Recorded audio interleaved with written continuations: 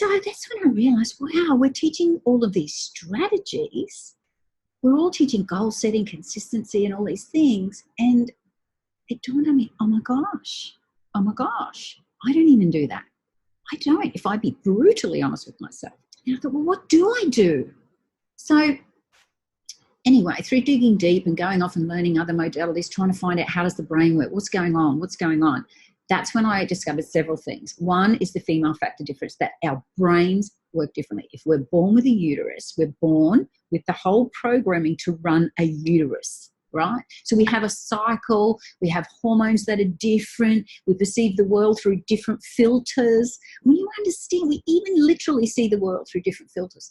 Our retina has a different ratio of what they call ganglion cells. Okay, so the cells are a little bit different. There's more focus cells in a female and more peripheral in a male, which flies in the face of John Gray's Men Are From Mars, Women Are From Venus. He says the opposite. But in my scientific research, I found no, women actually focused too much. So goal setting actually ignited fears in us. And I was like, wow, so goal setting is actually unhealthy. And I didn't work really hard. That's what blew my mind. But about 1 week of every month, I would work my guts out. Like, I would just milk appointments dry. So then when I went off and studied a lot of these other modalities, I realized, oh my God, they're created by men. There's so much they don't know. So anyway, I then ended up researching epigenetics, which is patterning in families, and then understanding the gender and then history. Sounds like I'm a crazy woman, but anyway, I linked some dots that no one's ever linked before.